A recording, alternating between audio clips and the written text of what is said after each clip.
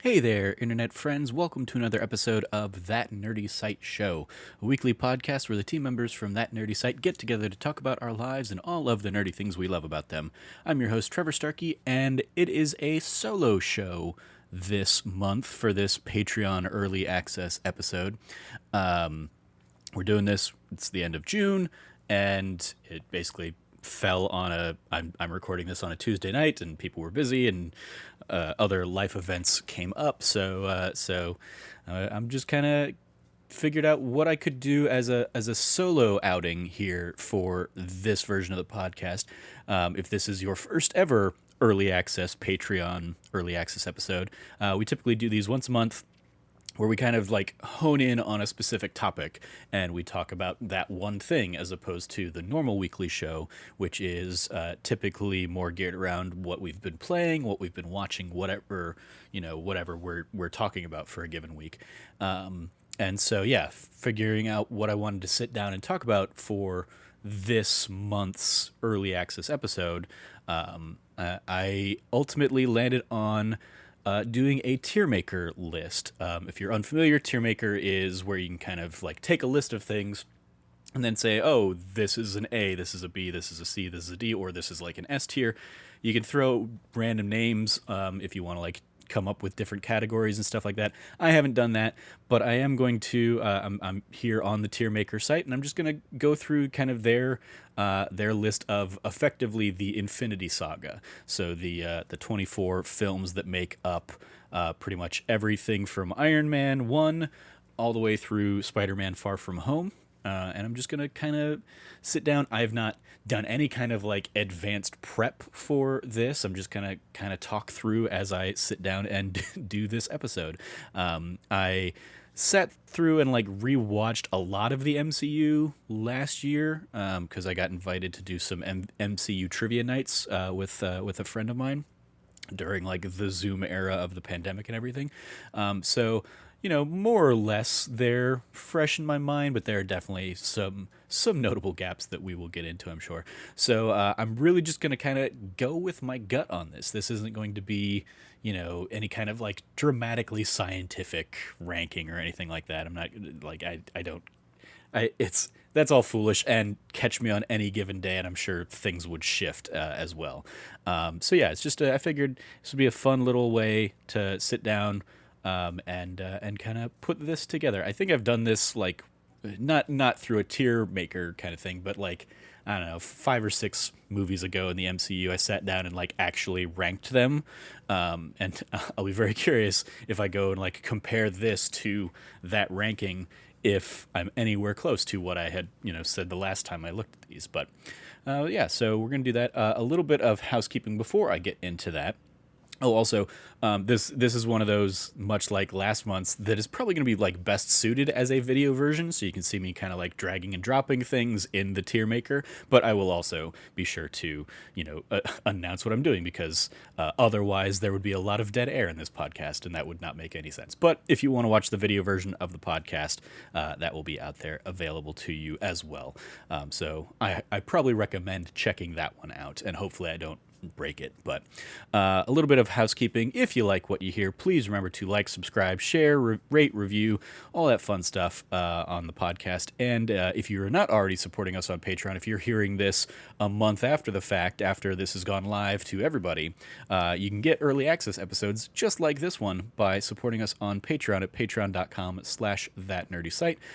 In addition to getting this bonus episode once a month, you can support us and you can get like early access to the regular weekly episodes, which usually go up either the evening before or the day before the episode will go live to everybody else. So you can go check out all that stuff. But I do want to give a shout out to our Patreon producers, Pam Larson, Sherry Starkey, Teresa Wilkinson, and myself, Trevor Starkey. So yeah, the topic of this show is going to be Trevor ranks the Infinity Saga of Marvel Cinematic Universe movies. So I've got kind of everything laid out here in release order. This is much like we're having the kind of debate on that D Plus show right now as we're going through our summer of Star Wars. There's I keep seeing people like now want to do this like let me watch through these movies chronologically. And I'm like, that's weird, because these movies were released in a specific order.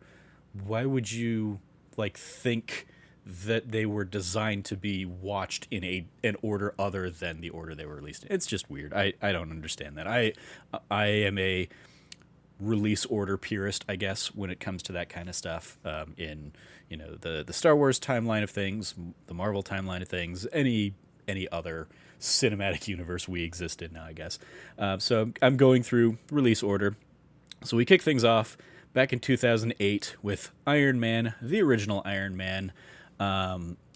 This one, when I rewatched it last year, definitely like feels its age at points. I remember in particular, this is also the it came out the summer that The Dark Knight came out. It came out the summer that you had Indiana Jones and the Kingdom of the Crystal Skull, as well as like Watchmen. I think Watchmen came out that summer. If not, I remember the trailer for Watchmen leading me to buy the Watchmen graphic novel. And I remember all this because I was spending the summer of 2008 in Santa Fe at the Santa Fe Opera, working as a carpenter for them in their scene shop. And so I have like very vivid memories of going to like the one movie theater in town and seeing a lot of these movies on my evenings or my nights, my days off and stuff like that. So yeah, Iron Man. Admittedly, like I did not think it was going to blow up into, what the MCU has done over the years. The things I really remember more of that summer are The Dark Knight and the couple times I watched Kingdom of the Crystal Skull, more so thinking like, why is this like this? But Iron Man, a phenomenal performance from Robert Downey Jr., of course. Jeff Bridges is in there as a lot of fun as Obadiah Stane. But yeah, Robert Downey Jr., as somebody who like knew him from like some of his other things, but also knew that like he had, a bad history kind of behind the scenes and stuff like that, and he'd been kind of on the outs. This was really cool to see him like, revive his career effectively and in an astronomical way, of course, as we, know from like the finding out like the behind the scenes deals that he had and the percentages and stuff that he's making off that movie after the fact. As far as the movie itself, I think it is a great origin story, especially for a character that like I kind of remembered from some of the animated shows and stuff I had watched growing up. So like introducing that character to a mainstream audience, because Marvel, of course, at this time didn't have access to their much more popular characters like Spider-Man or like the X-Men franchises. I thought this did a great job, really kind of kickstarting something new. And the Easter egg at the end of Nick Fury like saying, I want to introduce you to the Avengers Initiative. This like thing that if this movie had bombed, just would have been a cool little nod to fans of this stuff. But the fact that like it could then be used to build out what would become phase one of the Marvel Cinematic Universe, let alone, the 20 movies leading up to Infinity War and Endgame and Spider-Man Far From Home and stuff like that wrap up the first few phases of the MCU. Just phenomenal stuff there. So I gotta give this one. I'll start off strong. This gets an S. This gets an S tier. Throw that up there in the S rank. Again, shout out to Robert Downey Jr. Poor Terrence Howard, who has his little Easter egg about being War Machine and Rhodey and stuff, and then obviously will never come back. Gwyneth Paltrow's fun in there as Pepper Potts, and it was really cool to just see like a damaged but also approachable like superhero on the Marvel side of things. Like obviously we knew like Spider-Man had been the big Marvel character up to that point, and he had that very like relatable kind of everyman feeling to him, and having Iron Man and Tony Stark come out there, and he has problems. He's a drunk. He was a warmonger, and then he goes through this like terrible ordeal, and it was really cool to kind of see that, and ending that film like throwing secret identities aside and him coming out and saying I am Iron Man to like wrap up and put the button on that movie. I remember seeing that and being like, oh, that's a cool, like, that is a cool new approach to cinematic like movie superhero storytelling, because obviously Batman is always trying to hide his identity, Superman was trying to hide his identity, Spider-Man always trying to hide his identity, and this guy's just coming out there and owning who he is. That was really cool, and I really like that. So yep, Iron Man 1 gets an S tier. We move on to The Incredible Hulk, which was a Universal movie that was like, tied into this pretty much only through the end credits sequence, where like Robert Downey Jr. shows up to talk to General Thunderbolt Ross about the Avengers and whatnot. Obviously, Edward Norton is the Hulk in this one, who would not ever really return to the MCU. We would get Mark, what's his name? What's his butt? Later on. Like, this is one, admittedly, I've only watched maybe twice, probably only once though, really. Like, I'd seen a handful of scenes from it over the years, but like I think I've really only sat down and watched it like the one time, in part because it hasn't really been like readily accessible on a lot of the other streaming things, because it exists in its own like nebulous thing. And yeah, it just doesn't really do a ton for me. The Hulk has never really been a character I'm like super connected to. So, I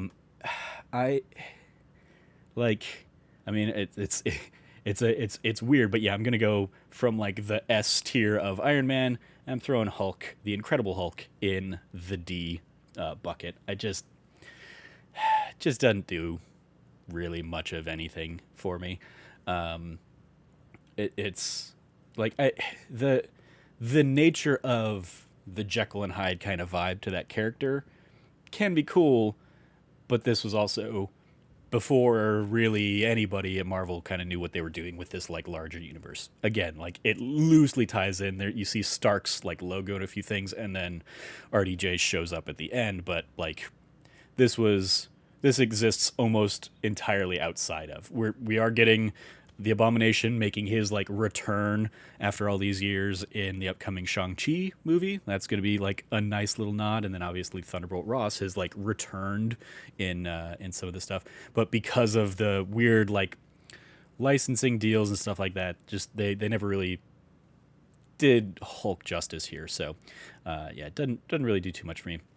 Then we move on to Iron Man 2, which basically got rushed out because the first Iron Man, did far exceeded expectations, and they were like, we gotta like try and strike while the iron's hot. Let's rush this out, and it doesn't really get the best. I mean, it suffers because of how rushed it was. Obviously, a lot of people have come out and kind of talked about the rush production of this one. It does introduce Don Cheadle as War Machine. That's great. Mickey Rourke was like hot off of The Wrestler at the time, so he was the hot shit, and he just is phoning in a performance so much in this that is like, it is annoying how like basically bad he is as Whiplash. But it does also introduce Scarlett Johansson as Black Widow, who I'm recording this basically a week before her standalone movie finally comes out, so that's cool to see. Obviously, where that character has come and gone over the years. But yeah, it definitely suffered from just it didn't meet the highs of the original Iron Man, of course. And so I think I'm going to throw this one probably in the C camp. It's not as bad as an Incredible Hulk, but it's also far from what the MCU can and has done. Then we move on to Thor, and I always have a fondness for the Thor movies. Maybe not Dark World as much. We'll get there. But like this first Thor movie, I really enjoyed. Bringing in Chris Hemsworth, who at this point, like, he was known from like the intro of the Star Trek reboot as like Kirk's dad, and like did a great job in his like few minutes on screen in that movie. So him coming in here and being Thor was really cool, and combining that with Kenneth Branagh who I've been a fan of his work over the years because of course, my background in theater. He is like the go-to Shakespeare guy. I've been watching Kenneth Branagh Shakespearean performances since Much Ado About Nothing in like, God, like I think I had to watch that movie in a middle school or a high school like class. And like we had to, because they show butts in the movie, we had to sign permission slips to actually watch it. And so yeah, I've been like a fan of his work over the years. And so that they like respected that, hey, this is going to have like a almost a Shakespearean bent towards it, because obviously you have this brother versus brother relationship with Loki, and of course Tom Hiddleston, knocked it out of the park and would continue to knock it out of the park all the way up through, again, like I'm halfway through the season of Loki, as I'm recording this, and he's crushing it in that. So yeah, it was like it almost had like this weird mix of like unknowns, because obviously we didn't really know who Tom Hiddleston was at the time. We didn't know who Chris Hemsworth was really at the time. And then you have like Natalie Portman is in there, who does a great job in the role of Jane Foster. You have Stellan Skarsgård in there in his role, Kat Dennings, being comedic relief. And then this is also where we really start seeing them do a much better job of like planting the seeds for the larger universe. You have Hawkeye making his debut here, working with Agent Coulson, trying to figure out what's going on with Mjolnir. And yeah, like this I thought did a great job of taking that very, high fantasy stuff, making it make sense within the world. The idea of like the magic of Asgard is really just like advanced science that's beyond our reasoning and beyond our understanding and stuff like that. There was a cool way of bringing it down to earth in a very literal sense. And I think a lot of the characters, did a great job. I think Loki stands out, of course, as one of the great Marvel villains that we've had over the years. And this was really that his first foray into that. So this, like a lot of people I know dog on the Thor movies, but this gets a solid A from me. I really enjoy that first Thor movie. And I like, even there's even charm to like the climactic final battle taking place in what is very clearly like a set town that like has borders and an endpoint, and was very clearly like just built for this movie seemingly. So it's not like a realistic town or anything like that, but there's still a charm to that. And also like this movie sets the stage for what Asgard is going to look like over the years. And they did a great job of designing and building Asgard and giving us a rainbow bridge that doesn't look just like cheesy rainbow kind of thing. Like they made it look really cool. And so yeah, I think Thor just often doesn't get enough credit for all of the different things they brought into the universe. Then we move on to Captain America: The First Avenger. There's another one I like.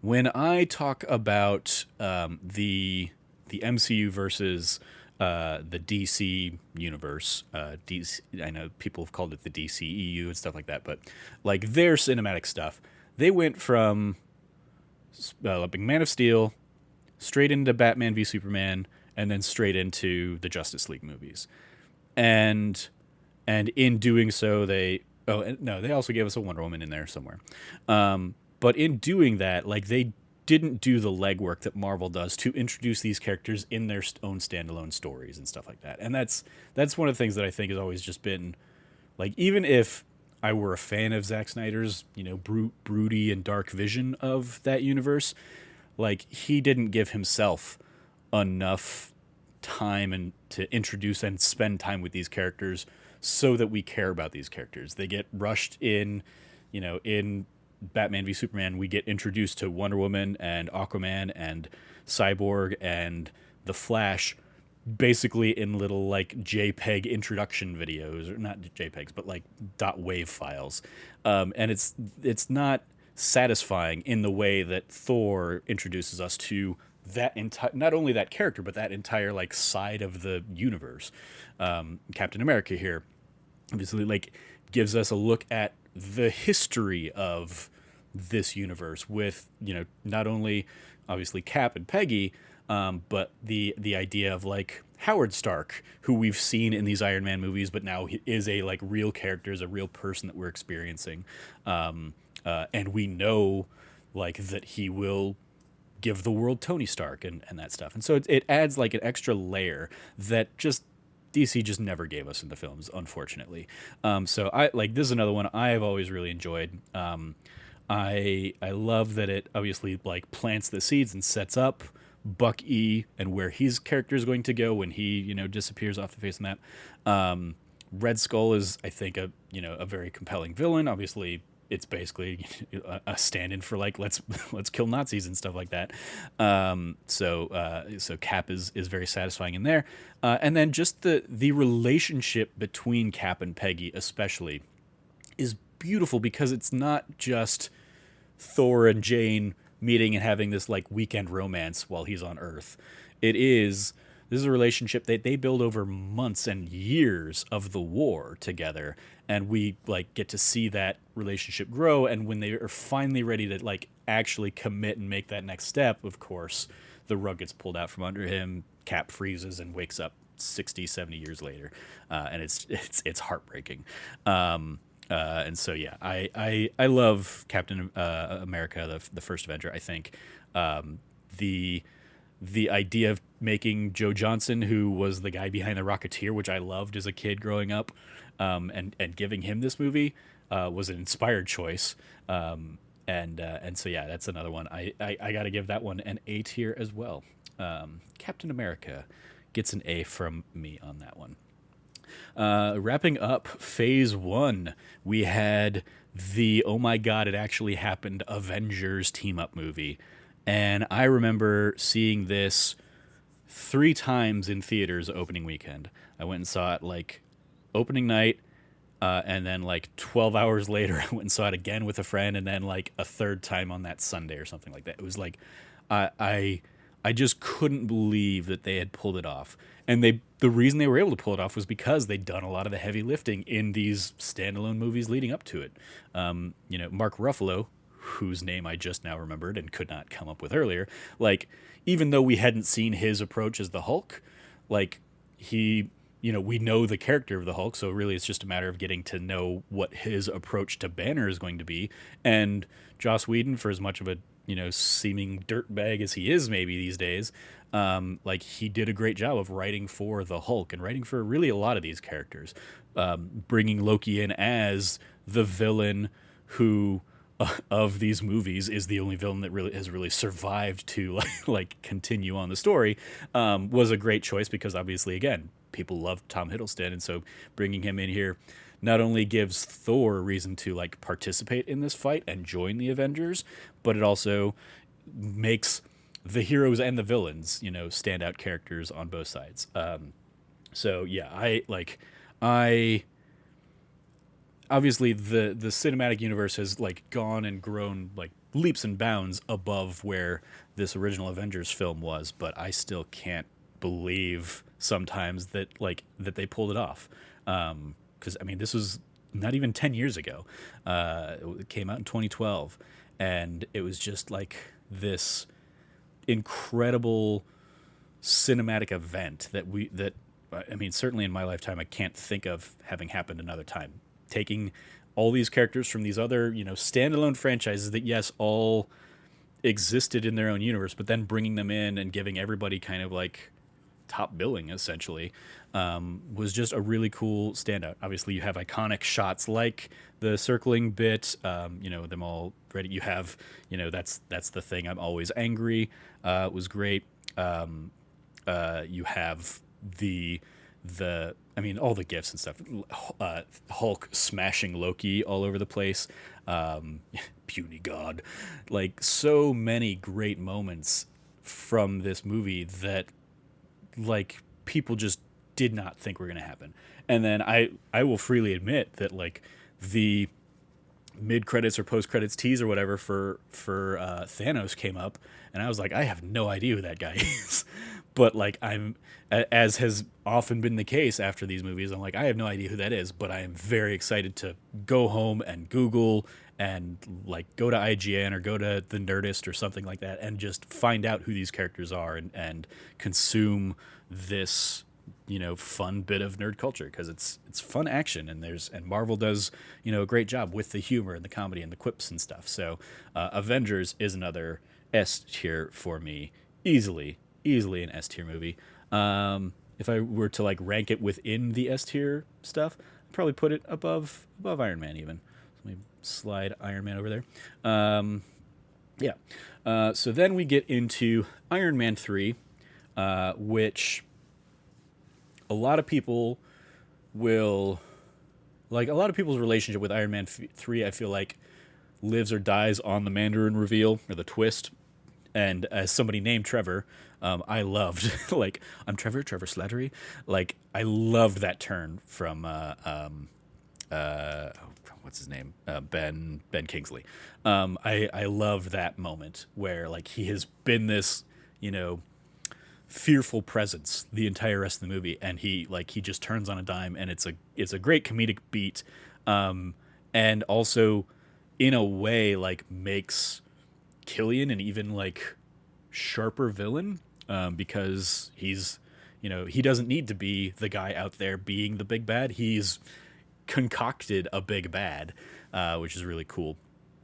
So yeah, I really like Iron Man 3. I especially like that it is dealing with like the fallout, and like that Tony has this PTSD throughout the entire movie of having gone into space and almost died, and like the fear that has instilled upon him, like that is still living with him. Like, we're seeing the ramifications of the Battle of New York in Tony's face during that, as well as I love that it's a Shane Black movie, so it's basically like your Lethal Weapon type of story, of let's take him out of the suit and still see what makes Tony like really a great character and why he is the only man who can be Iron Man.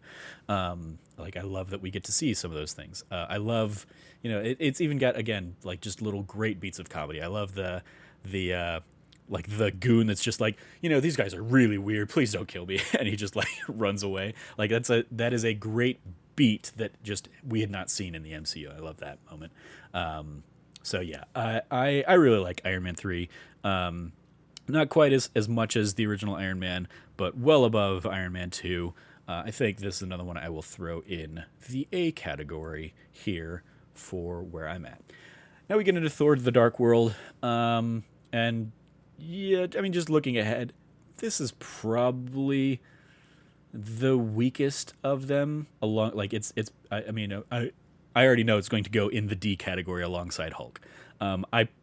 I would probably be more interested in watching Thor, just because I like other characters in that movie, than I would be interested in like rewatching the Hulk.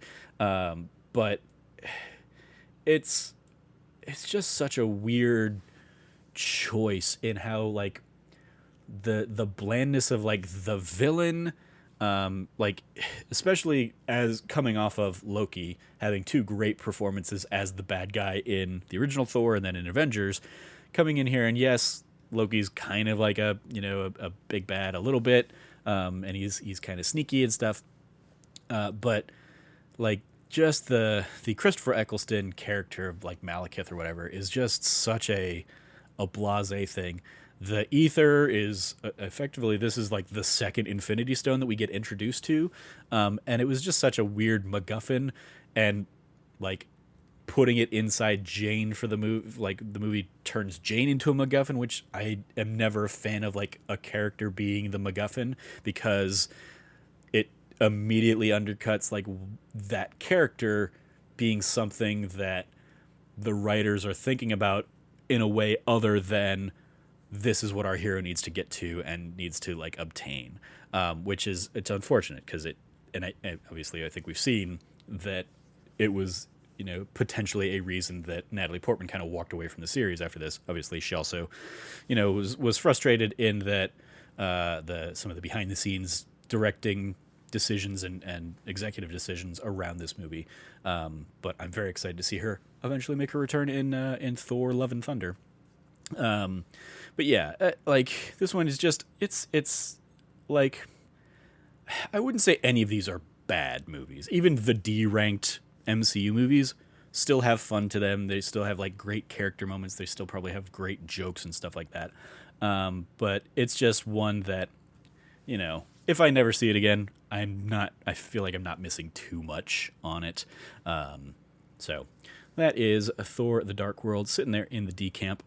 Captain America: The Winter Soldier, easy S tier. This blew my friggin' mind when they when they did this, because they've set up Shield, and then they have Hydra has infiltrated Shield, and like Hydra is running Shield. Like that was such a mind blowing, like this will change what the MCU looks like moving forward, and that in such a cool way. And like on top of even that big, universe altering shift, the idea that they've set up these like fantastical superhero movies, and now they're doing this like psychological governmental thriller, akin to stuff like The Manchurian Candidate and stuff, was just like, this was probably the first Marvel movie I was like, this is just a great movie. Like like take superhero out of the equation, and Captain America: The Winter Soldier is just a great spy thriller kind of movie.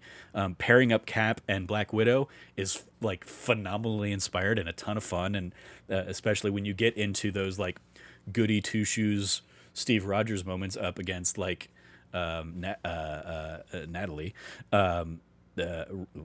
Natalie Romanoff, yeah. Just kind of like playing on the like, is she trustworthy? Is she not? Bringing Bucky back, like it's unfortunate because most people will know that Bucky is the Winter Soldier.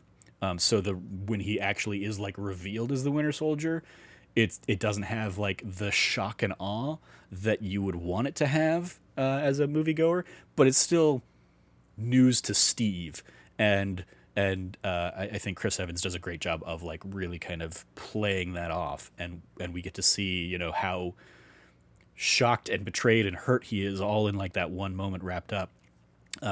This obviously is also the introduction to Sam Wilson. Anthony Mackie comes in. On your left is like a great introduction to that character and the dynamic. We have Steve trying to like reacclimate with the world now that the Avengers has kind of like been established, and he's out there, but he's doing his own thing with Shield.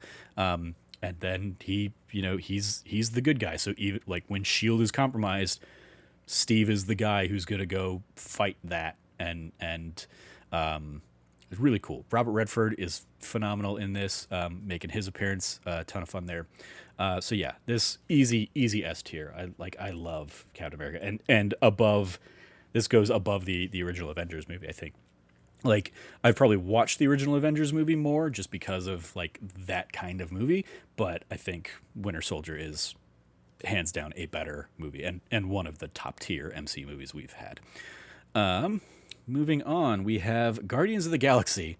This one was just so awesome and weird.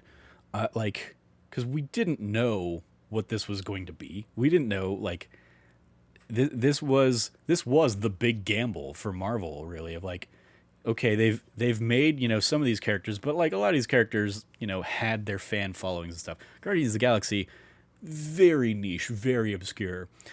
Same with James Gunn. Like, James Gunn was not a known quantity at this point in time, and so like the fact that like he came in, and right from like the off, when you have like Peter Quill dancing through that planet during the opening credits, and then like he does the whole like splash thing, and Guardians of the Galaxy goes up on the giant screen, was just like such a joyous, fun thing. Zoe Saldana's great as Gamora. Dave Bautista's inspired casting as Drax, of course. And you have Bradley Cooper and Vin Diesel as Rocket and Groot are a ton of fun. Like Glenn Close is in this movie. Like that's a weird little fun thing. Like the one probably weakness of this, I think, most people would agree, is probably like just the Ronan isn't the best villain. He's, pretty milquetoast antagonist. It does a great job of, I mean, like the best thing that Guardians does really is it's opening us up to the cosmic side of the universe. So we're getting to meet the Collector. We're getting to see. Well, I guess we met the Collector in the post credits for Thor: The Dark World, because they're like we can't have two Infinity Stones on Asgard, and so they take the ether to him. But like nowhere, like it's just they did a great job of like building out like effectively a Star Wars kind of movie and a Star Wars kind of universe within the MCU. It's a ton of fun. Like the band of misfits all coming together and forming this makeshift family is heartwarming and endearing.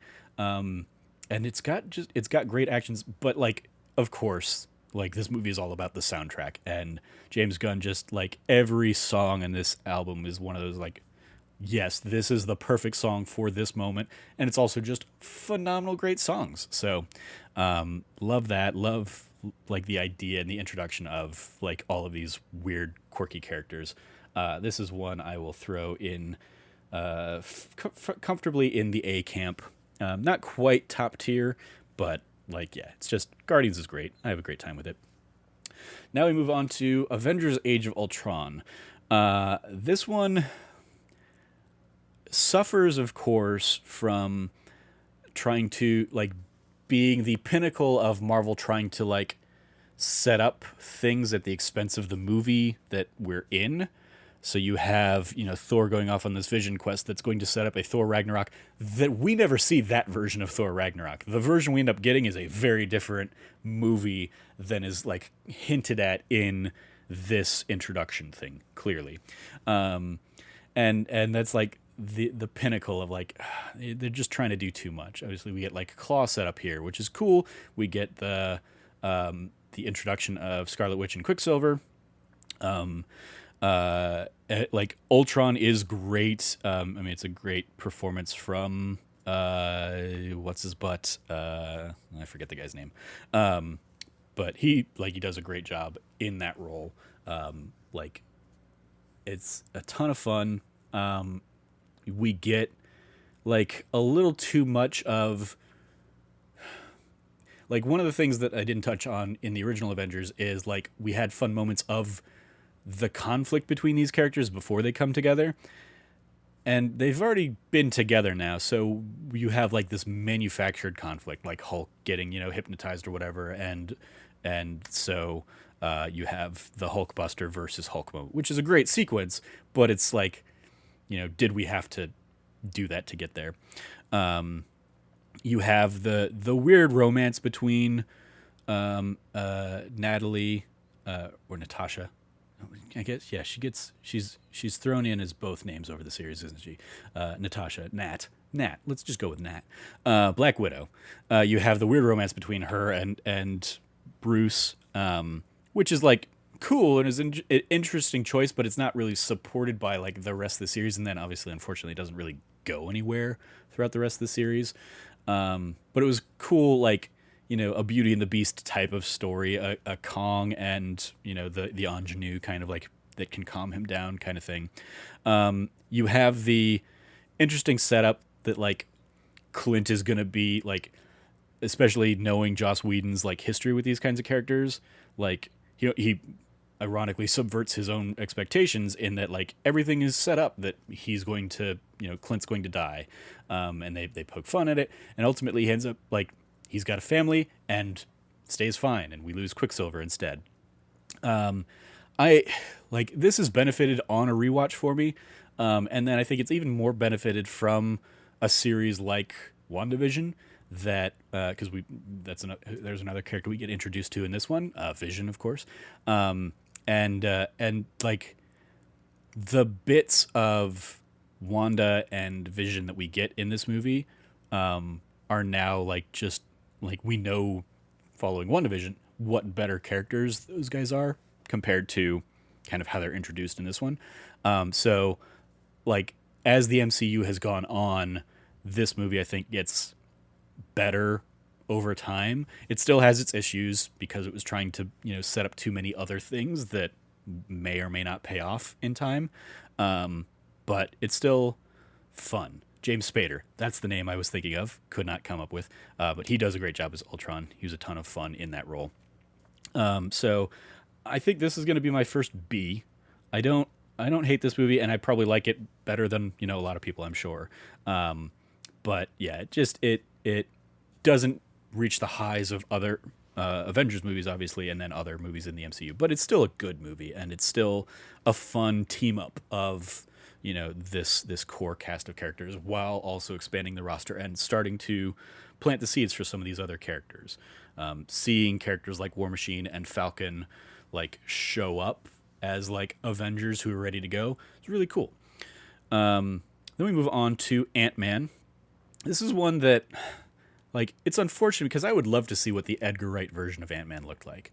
It's another one of those, much like the Lord and Miller version of Solo. I would love to see what that movie actually ended up being, and we just won't. We won't get those interpretations, because Ant-Man still very much feels at times like an Edgar Wright film. But obviously Peyton Reed came in and made some adjustments and stuff. But Paul Rudd is a ton of fun in there. Evangeline Lilly is a ton of fun. Michael Douglas is a lot of fun as Hank Pym. It suffers from a milquetoast villain, though I do like the Corey something, I want to say. I liked him in like the first season of House of Cards. I thought he was like a great slimy kind of guy in that, and he, I think, does a great job as kind of the bad guy in this as well. So it's unfortunate that like he's just kind of like he doesn't live up to like the other prospects of the movie. When they play with obviously like all of the ant characters, or like the ants, like Antony himself, but then like the fight scene with the Thomas the Tank Engine kind of like toy model, that's just a ton of fun. The idea that Hank has like a tank on his keychain that of course is going to come into play later in the movie. Luis as a character who like is the master of recounting things is a ton of fun. So this is one that I probably will throw this in the B camp as well, alongside Avengers Age of Ultron. It's also one that like had been in development since the original Iron Man, basically. Like that, I remember like for years hearing about, yes, they're like Edgar Wright is still working on Ant-Man. They're just trying to figure out where it can fit within the broader scheme of the series, of the MCU at that point. And so yeah, I like Ant-Man, ton of fun, and it was like the first like straight up comedy of these kinds of movies, that is just like there's just a lot of good jokes in this movie, and it's a lot of fun. So Ant-Man, another one that probably doesn't get as much love as maybe it should, but I really love it. Civil War, this effectively is Avengers 2.5, and is phenomenal. Like it is a masterclass in the storytelling up to that point that they can benefit. Like Batman v Superman was never going to be as good as Civil War because we've had so many more movies and so much more time with all of these characters to see, Tony and Steve butt heads over the course of the series and have their issues. But then even that, their issues are brought to a head by the tragedy that gets introduced in that Bucky was the one that, killed Tony's parents, and Steve knew effectively because we had seen him, find those secrets in the Hydra base in Civil War. So, or not Civil War, Winter Soldier. Like, so he knew it to in some degree that Bucky had been responsible for this, and that breaks Steve. Zemo is like one of the first villains that like wins in the MCU. Like he gets what he wanted. He gets the Avengers kind of torn apart and through this infighting. Chadwick Boseman has a great introduction here as Black Panther.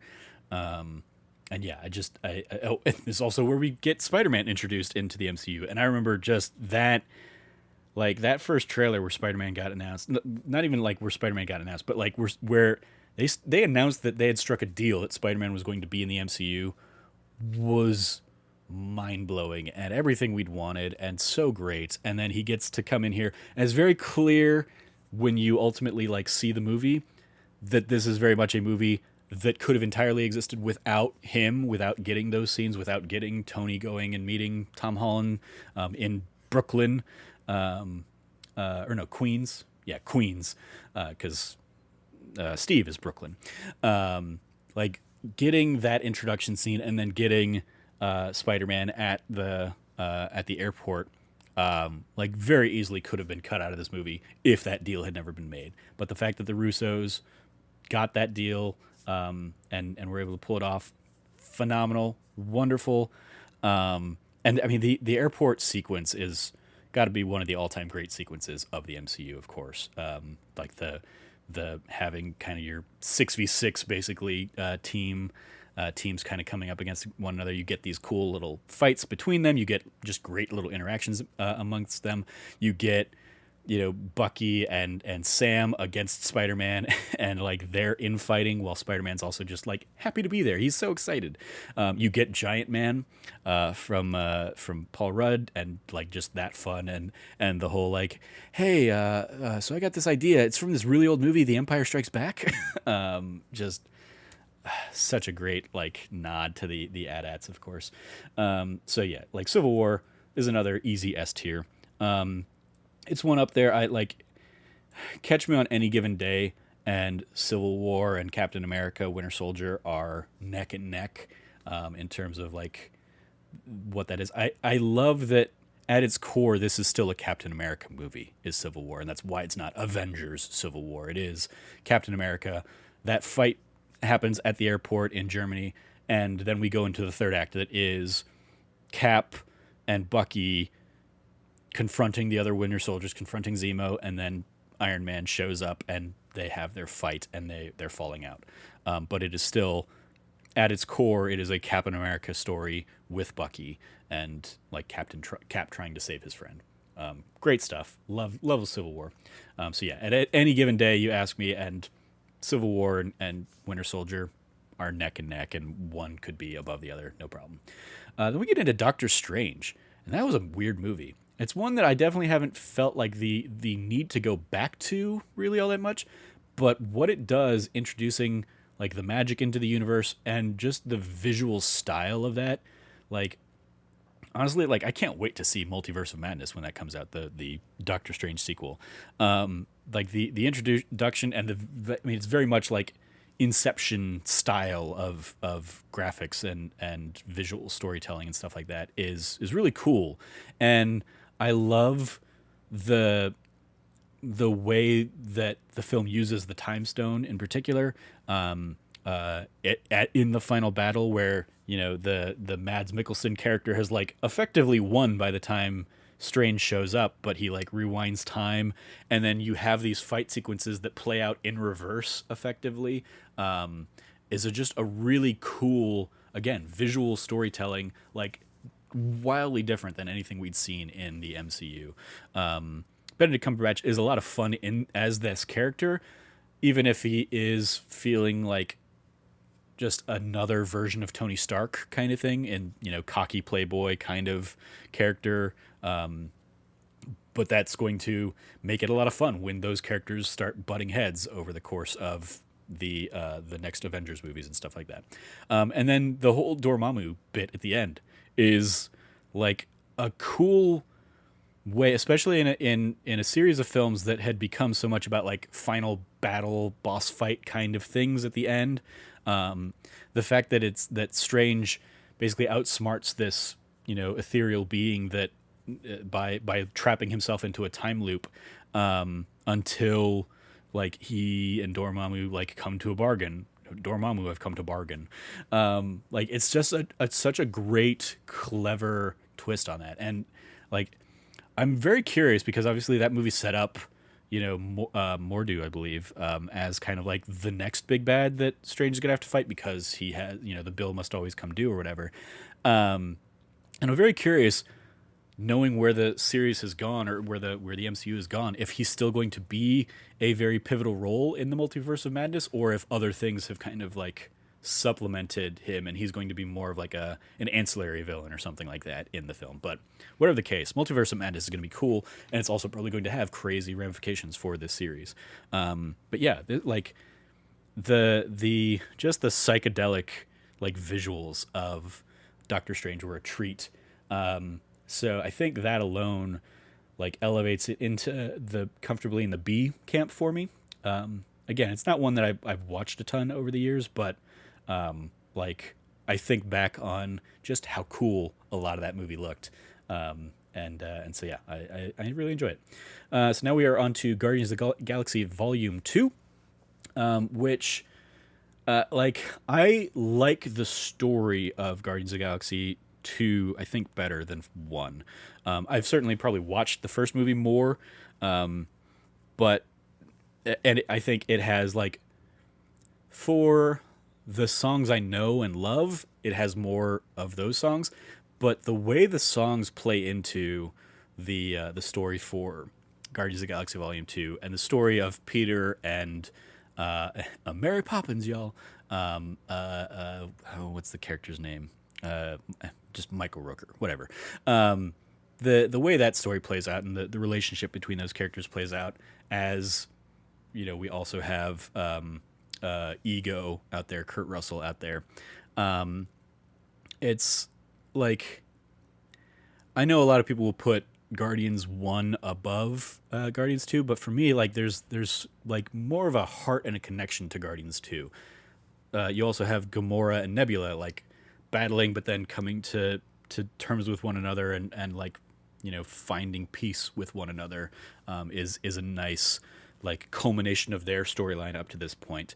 Again, Drax is a ton of fun, and like the moment of Drax thinking on his wife and his child, and Mantis, who has been established is like incredibly empathic, and like he is so stoic and just still in this moment, and she puts her hands on him and like just immediately breaks down, is such a beautiful moment for that character as a whole. That is like one of my favorites from this movie. Let alone, you know, all the dumb things like Peter Quill, you know, making a Pac-Man monster using his magical ego, you know, half god abilities and stuff like that. But yeah, it's just fun. Obviously, we also have Baby Groot, who is charming and delightful. Yeah, I love this. I still very much would love to see, and you know, maybe we will eventually get this in Guardians Volume 3. What the like other Guardians with like that, you had Sylvester Stallone in there, you had Michael Rosenbaum. Like, what I want to see what that crew looks like now that they've kind of come back into the fold to honor again Mary Poppins. Like even that, just that, like such a beautiful moment. Like, dude, you look like Mary Poppins. Is he cool? Yeah, man, he's cool. I'm Mary Poppins, y'all. It's such a great, like, sure, it's like, you know, shameless cross promotion and synergy or whatever in the corporate Disney space, but it's also just a great comedic beat that's lovely and fits all these characters so well. I love that. I you know, I love it. I will throw that up here in you know, a territory as well, right alongside the other Guardians and Thor and Captain America and Iron Man 3.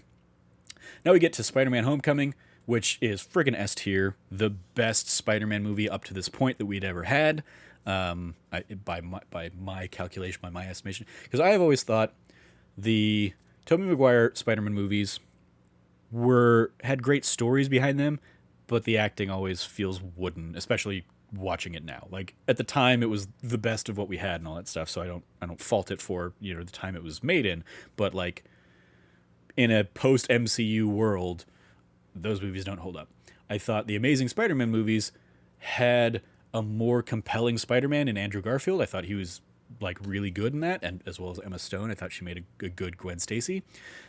But the movie, like the stories themselves, were very lackluster, and they were clearly doing this, trying to build a universe thing, way too many pieces, way too soon. Like planting the seeds for Sinister Six movie that never came to pass. This was a perfect hybrid. It's a great Spider-Man story, and Tom Holland is a great Spider-Man. And it's so much fun, so joyous. Him, we don't like they know we've been through the origin story, so we don't need to see him getting his powers. We don't need to hear that with great power comes great responsibility. We don't need the Uncle Ben tragedy. We just get him as this kid in high school is trying to figure things out. And he has Tony Stark as a mentor, which, also plays into why this movie is great, and a ton of fun.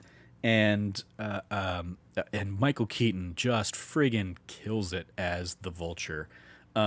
In like, I will love forever whenever I watch this movie thinking back to the reveal of Michael Keaton's character as the girl's dad, and he goes to pick her up for prom, and and he answers the door, and it's like, oh god, what? Oh my god, that's the and then like going back and like rewatching the movie, and like from the opening scene, he's like bragging about his daughter's drawing and stuff, or his kid's drawing.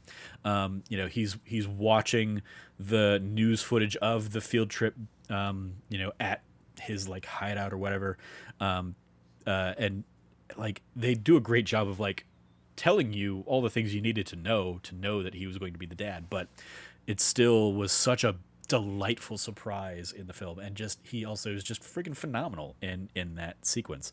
So yeah, I love Spider-Man Homecoming. It's phenomenal. Apart from Spider-Man Into the Spider-Verse is my favorite Spider-Man movie. And if Into the Spider-Verse didn't exist, it would be easily my favorite. But Spider-Man Into the Spider-Verse is also just freaking like god tier. Not even like it is above S tier. And I would love to see like those worlds cross over in the future. So we'll see if that ends up happening. But yeah, Spider-Man Homecoming was such a delight, and Spider-Man himself was such a welcome addition into this universe. And shout out to them bringing in Donald Glover as Uncle Aaron. I hope we get to see that play out sometime. I hope we get to see what Miles Morales in this universe looks like. That'd be really cool. I hope that Sony and Marvel can like make those deals work till the end of time, really. Moving on, Thor Ragnarok. God, we are just in a good run because Thor Ragnarok is another S tier movie for me. I love, especially even as a fan of like the original ones, what this did for the Thor character was wonderful. At the same time, like it does pretty much dismiss like pretty much everything else that had made Thor. Like it kills Asgard, it kills Odin, it kills the Warriors 3, like very nonchalantly, especially poor Zach Levi's character, but at least he would go on and get to do Shazam and stuff.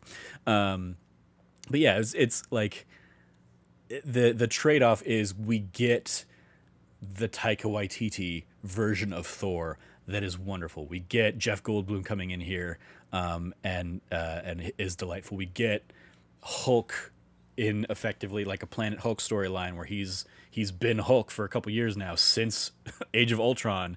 When he flew off at the end of that, we haven't seen him. And like I remember before this movie came out, hearing like reports of like only like the movie was probably only 20% scripted or something like that, and just thinking like, well, there's no way that's going to be good. And then like this coming out and just being like, oh well, it's very clear that yes, there absolutely was only like 20% of the script, and it's basically Asgard dying.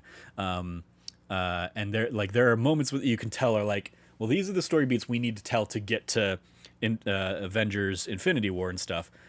But everything else, yeah, go have this fun side adventure on this random planet with Jeff Goldblum, and Valkyrie is a great addition to the cast. And let's just have fun with this character. Let's just inject this character who is, because of like the Shakespearean origins, has always felt maybe a little like high and mighty. Let's just bring him down to earth. Let's make him have some fun.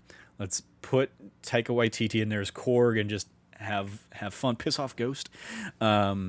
Loki gets to have more fun beats, and you get wonderful, charming team ups between Loki. You get that great story of like Chris Hemsworth. By this point, we've seen Chris Hemsworth like nail his comedy in so many other things, including the 2016 Ghostbusters, which a lot of people hate or whatever, but I thought it was fine. But he is hilarious in that, and he'd done like the Vegas Vacation or the whatever the vacation movie was. He was great in that.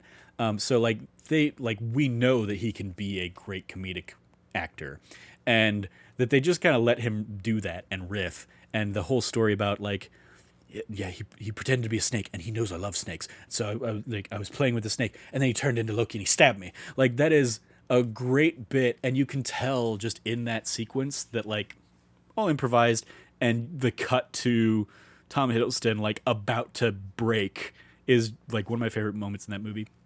Even from the original trailer, when like you have Thor and Hulk sitting there talking about like, well, yeah, I mean, yes, you're hot, I'm hot too. He's like more smolder or whatever, and like the just the riffing that they were doing with one another, like you can see in so many frames of this movie that like if they had held 1 second longer, you were gonna see the blooper reel stuff afterwards of just the characters laughing and breaking and having a great time on set. I love Thor Ragnarok; it's a ton of fun. It was also a great time because I got to see that with a bunch of my friends back east when we were out there for Rational Passions Extra Life a few years back. So I have like fond memories of that as well. So yeah, Thor Ragnarok, top tier MCU movie as well. Black Panther, another top tier. Like friggin' like it's of course even more devastating now in retrospect that Chadwick Boseman has passed. But like Michael B. Jordan is great as Killmonger, not taking away from that at all. He is a wonderful role and well worthy of all the praise that he got for that. But the way Chadwick Boseman has to basically be the straight man and has such strength to him throughout this movie as the King, as the Black Panther, as T'Challa, while also like learning that everything that like he had been taught was a lie or was like I mean yeah, he had been lied to, and having to come to terms with that and what that means for him and how he's going to decide to rule moving forward and stuff. Like Chadwick Boseman is phenomenal in this role, and I've thought that since originally seeing it, and he often got overlooked, I think, because of the more flashy performance from Michael B. Jordan, which again, it's a great two-hander really between the two of them. But because because Boseman's performance is so much more understated and subtle, I just think it got lost. But outside of that, you also have like phenomenal design work. There's another one like with the original Thor introducing the world to Asgard. This movie introducing the world to Wakanda and all of the different tribes of Wakanda and the style they have that was so clearly and lovingly like inspired by real African nations and tribes and whatnot is like beautiful, and I couldn't be happier for the people who got to see that and got to see representation in this film on that grand scale. I can't be happier that like it made $1 billion and whatnot, and it's just that much more unfortunate and almost devastating that we won't get to see Chadwick Boseman continue on in that role as T'Challa and the great things that he would have done. I'm still very interested and excited to see what the universe does, how they continue to grow the MCU with the eventual Black Panther 2. But this one, another top tier film right there, and incredible soundtrack too as another element as well. Especially like I love as somebody who was a fan of Community for years, I remember like hearing this and then seeing Ludwig Göransson's name in the credits and being like, that's awesome. He was the guy that did all these things for Community. He's the guy who's the producer of Childish Gambino's albums and stuff like that. Like there's this weird feeling of like ownership of that a little bit, I guess, because I feel like I was supporting him in his like pre the Mandalorian, pre Black Panther days, so getting to see him rise to these levels is just awesome, and I'm so couldn't be happier for him as well. Now we get to Avengers Infinity War, another S tier film. there's so many S tier films on this ranking. This, basically everything I said about the Avengers of like how did they make this work. Now you're doing that with Infinity War, with like three times as many franchises and films behind it, effectively, and bringing them all together, bringing everything that's been going on with the Avengers that we've known in together with the cosmic events, with like picking up basically right where Thor Ragnarok leaves off, with Thanos. It tells the film basically with Thanos as your protagonist, and makes Thanos, like a sympathetic villain. You understand exactly why he's doing what he's doing, even if you think it's horrific, wanting to kind of like perfectly balanced and all that stuff. But Josh Brolin gives an incredible performance as this character, and then like the team ups that you get Tony and Doctor Strange meeting the Guardians of the Galaxy with Spider-Man there, and like just the quips and banter that they all have together. You get Captain America, bearded Cap, coming out of the shadows, because he's been in the wilderness, but he gets brought back into the fold. You get just so many like wonderful things. You get again another showcase piece for Wakanda and stuff like that. Such a fun time, and like it moves at a clip, and the movie is very much like, hey, if you haven't been along for the ride, we're not going to spend time like playing catch up and really introducing to you. Like, this is for people who've been here for all these other movies.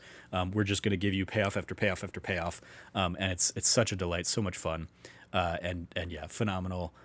It's I can't believe they pull it off, and then you get to the snap and like finding out which characters were going to disappear and do disappear. It's heartbreaking seeing some of your favorites dusted, and then you realize, oh, the original core people, presuming Hawkeye survived, are back, and it's going to be about them. It's going to be about our original Avengers, saving the universe kind of thing. Really cool, and it very much left us with like, how are they going to finish this story? I love it. S tier, easy S tier. Then we get into the weird combination of Ant-Man and the Wasp and then Captain Marvel as like the movies that had to kind of bide their time, or bide our time until we get to Endgame. Ant-Man and the Wasp, much like the original Ant-Man, a great comedic movie, and I appreciate them adding in Evangeline Lilly, and giving her kind of like the Wasp, and giving her the opportunity to kind of fight alongside Paul Rudd. So much of this though is unfortunate in that this is another one, just the villains are really lackluster, and they do a great job again playing with like the size and like making the building tiny and shrink and stuff like that. But this is what I just haven't really felt the need to ever go back to all that much. Agent Wu getting introduced, and becoming enamored with Paul Rudd's like close-up magic and stuff, which would then get paid off in WandaVision, is a delight, and very much fun. But yeah, like this is one that, as I'm thinking about it here, as I'm like talking through this, I'm like thinking of these plot points. I'm just like, so much of this was forgettable. Like, I don't remember the villain, the ghost character, right? Who kind of like, she has this problem where she's just like, she's phasing, and it's an experiment gone wrong kind of thing. And that's why she's, bad. Lawrence Fishburne, why he's kind of helping her. The motivations just aren't really there. You have Walton Goggins, who's delightful and charming, but he's also just a guy, like a gun runner or something like that, who's like caught up in this much larger world that should be, much more devastating and stuff like that. And so there are just a lot of things in this movie that just don't really do a lot. So I think I'll throw this here again. Like, none of these are bad at all. I'm going to throw this in there with Iron Man 2 in terms of like, it's a there movie. It's a C. I'm sure if I sat down and rewatched it, I'd probably chuckle a lot and have a fun time with it and stuff. And it does have a great post credits tease, as we've brought back Michelle Pfeiffer, like that. They went into the quantum realm, they brought her back, and now Paul Rudd is going to go in there for experiments, and he does that right as the snap happens, and the whole rest of his team gets dusted, so he's stuck there in the quantum realm. That was a cool thing to set up where he's going to be coming into Endgame. Love that, but just a lot of that other movies just it didn't do a ton. Captain Marvel, I really enjoy Brie Larson in this role, but it also suffers because she's basically playing amnesiac for the first half of the movie, and that always suffers. Like, because you can't play who that character is. You don't like the character is an unknown, and so it's more a mystery about like unearthing this character than it is that character being a fully fleshed out character from the off. So I think I think that the movie suffers a little bit because of that. But it's another one. I'm going to throw it into B territory here, because I think she is great. I love that it subverts expectations a little bit with Ben Mendelsohn's Skrull character, especially because it sets up the idea that the Skrulls are the bad guys, but we only think that because of the perspective that's being told to us from, and really it turns out like, oh no, Jude Law's character and Annette Bening's character, they're the ones that really suck. And so yeah, like seeing them, and it's also there's a fun 90s nostalgia clearly, of course, going back to that era, as somebody who grew up going to Blockbuster videos and stuff like that. Ton of fun. Great to see Agent Coulson back in the mix outside of the Agents of S.H.I.E.L.D. side of things. The trip back in time and getting to see like young Nick Fury teaming up with Captain Marvel, a lot of fun. And then yeah, I think she like, I love that she's basically put out there as like a Superman level power skill. Like she can fly. She is a badass. She has incredible strength behind her. Because I think that makes for an interesting challenge in terms of what issues is she going to face in the future that she's going to have to outthink or something like that. It can't always be punch harder as kind of as the Superman thing. So I look forward to seeing where that character goes. But this first outing, I thought probably could have been more solid, and especially as like everybody really just wants to get to Endgame. This wasn't the greatest like appetizer for that final main course that we were going to get. Speaking of Endgame, S tier is another one up there. Top tier. It does such a great job of paying off all of these stories, of giving us the fact that like it doesn't just immediately like reset things or whatever, and that the team doesn't reset things. It is the world lived with this for 5 years. Is an incredible like storytelling thing that we're continuing to now still see like little bits of, and I would love just stories of how the world kind of coped in those 5 years and what that looked like. But we come back to a world that is a much darker place. We come to a Thor that is, that blames himself for all of this because he had Thanos. He could have cut off the guy's head, and instead he just kind of like stabbed him in the arm or whatever. And I love that. And like we get the heroic. I mean, the whole third act of this movie is phenomenal. From the Cap and Iron Man and Thor going out to fight Thanos, to the Cap picking up Mjolnir, or Mjolnir getting thrown and knowing that it's Cap that has it is great. On your left and the portals is like, there will never be a movie in theaters or a moment in movie theaters like that.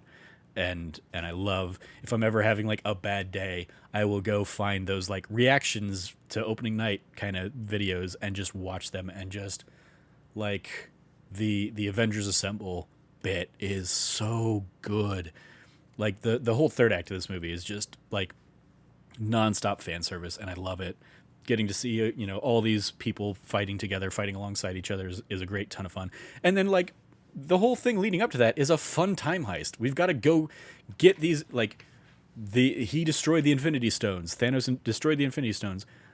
we need to get those Infinity Stones, so we need to go back in time and pull them out of, their timelines to get them, use them, and then like get them back to their timeline is just a fun thing, and it allows us to like revisit fun things, like fun elements, like going back to the Battle of New York and seeing it from a different angle, getting like that is America's ass, kind of like those bits, setting up the Loki series with like Loki grabbing the Tesseract, then having Cap and Tony go back to the the 70s or whatever to the early Shield base to get the Tesseract before from a different point in its timeline stuff. Getting Tony to meet and have that conversation with his dad is like beautiful and heartwarming. And then the I am inevitable and I am Iron Man is like just such a great button on that character, that I so much joy in the final act there. Love Endgame, wonderful stuff. And then lastly, we get to the denouement of Phase 3 / the Infinity Saga, Spider-Man: Far From Home, which is Spider-Man and the rest of the world dealing with the aftermath of like what is the world like now post Tony Stark, post Avengers. Tony Stark is gone. Captain America is, for all intents and purposes, gone at this point. And you get like Jake Gyllenhaal, even though we all knew Jake Gyllenhaal was going to be a bad guy. Like he delivers such a fun and charming performance in here. He's wonderful. The relationship between Tom Holland and Zendaya and Jacob Batalon as kind of that little trio is fun. The whole like subplot of like we're gonna go be bachelors in Europe, and then like Jacob or Ned like gets googly eyes with the girl on the plane ride over, and they spend the whole like thing in their little like quick summer romance is friggin' delightful. Like Tom Holland and Jake Gyllenhaal in this movie in particular, like they're so much fun. And like I so wish that like there was some kind of smoke and mirrors thing going on, and it's not out of the realm of possibility given the Mysterio character and all that stuff.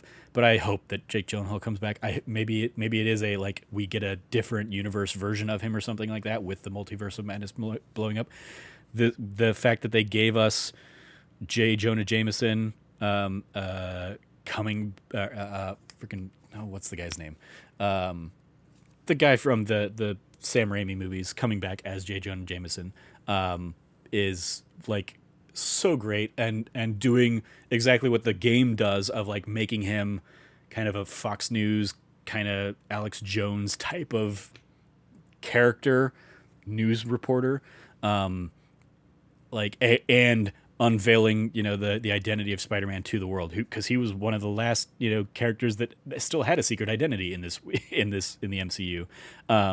Like the way that movie ends leaves me so excited for where that character will go in No Way Home, because like we haven't seen Spider-Man as a menace where the world doesn't like Spider-Man. And the movie sets up this idea that Spider-Man killed Mysterio, that everybody loved. Everybody loved Mysterio and all the good things he was doing and how he was fighting off. Like he was the new hero. He was the new Tony Stark. And as far as like the world knows, Spider-Man killed him in cold blood, ruthlessly. And now they know that he's also Peter Parker. And so like the world is mad at Spider-Man. And I love that idea because we've not gotten to see that. We've gotten to see much more intimate stories with like people knowing Spider-Man's identity in the Tobey Maguire and the Andrew Garfield movies. But I'm very excited to see where they take Spider-Man's story from here. And it was just a ton of fun with Tom Holland and Andrew Garfield, or not Andrew Garfield, Jake Gyllenhaal.